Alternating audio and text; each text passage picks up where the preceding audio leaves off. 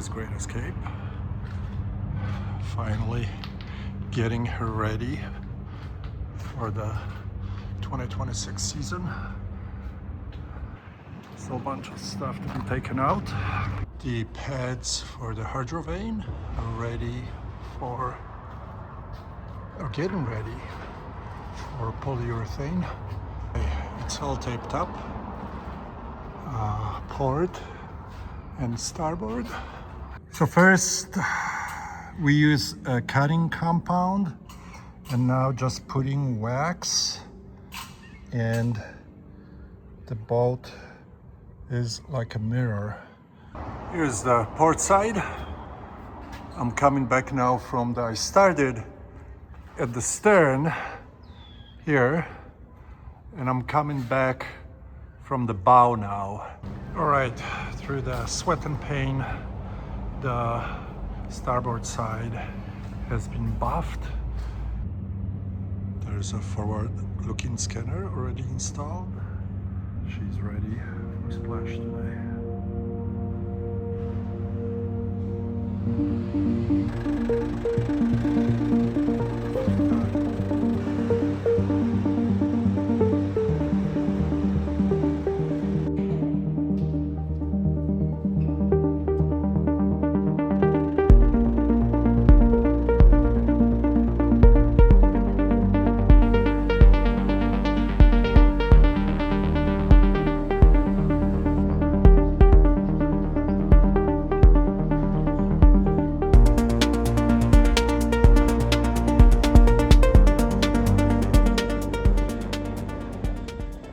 The new EPIRB mounted in place of the old one. What I like about this one is the battery lasts for 10 years versus 4. Printed a 3D bracket for Starlink and mounted it under the nav station here. New Watt&Sea converter. I have the Watt&Sea hydrogenerator, and my previous one stopped working last year. In my last video, a couple of videos before, I did mention that I was having some issues with it. I wasn't really 100% sure what was the issue, and eventually it stopped coming on. So when it operates fine, you get a green light over here, and there are various modes, various lights, but nothing would come on.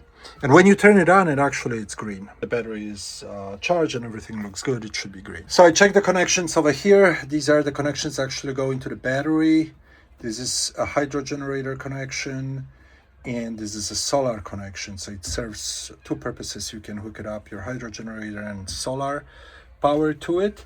If the hydrogenerator is on, the solar will not work. And the moment you stop the hydrogenerator, the solar will kick in. It's a great device. I've really used it extensively in my sales and performing really, really well, and it helped me keep my batteries charged up. So I was very disappointed it stopped working. I wanted a backup and actually ended up unintentionally buying the backup. So this is the new one that arrived. I just installed it. I connected everything, and it would also not come on.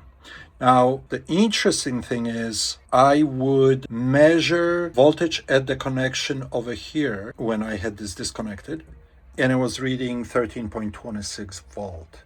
So the power was coming in, everything was working fine. So I jury-rigged a couple of cables, and these are Phoenix connectors, slightly different than those. So I connected it without the casing. So I had this removed, those connections removed, and I connected those cables, and I connected it directly to the battery, and guess what?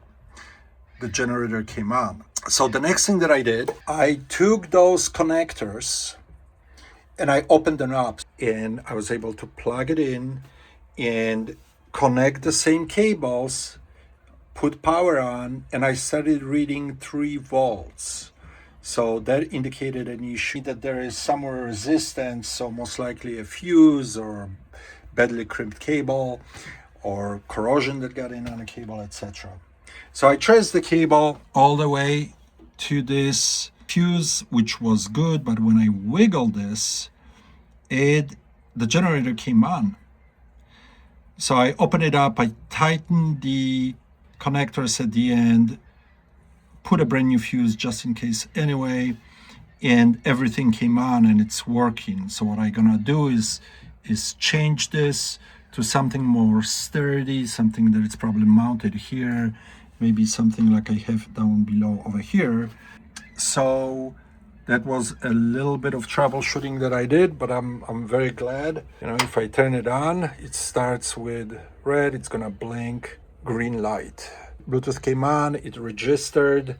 So this little fuse caused the entire issue, and that's how I got a backup Watt&Sea inverter. So there was a little bit of a snag. The foot that supports the engine on the engine mount, the foot attaches over there to this plate on the side. It then sits on this leg. That sheared must have happened last year when I brought the boat back.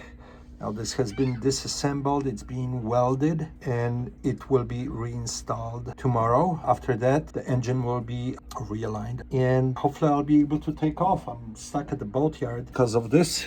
Okay, so here's the new foot after it's been replaced, repaired, welded. There is an extra, I can't get there now, there's an extra little bracket at it to strengthen it, and hopefully this will last for a while. Okay, so finally I'm ready to depart. Still in Waukegan. Okay, so I'm finally leaving Waukegan. I'm trying my new mic, DJI Mic Mini Pro. Waukegan Harbor. Pretty boat. All the instruments, everything is thus far working fine. I did obviously some tests before leaving, but there's nothing better than you go out actually and you have to use it. There's Coast Guard station. I believe it is still an active Coast Guard station over here. Still in the channel, but there is absolutely no wind right now. Beach is full of people. Right by the harbor mouth. I'm gonna be in the open sea in just a short moment. The Great Lake Seas. Absolutely gorgeous there. It's just glass.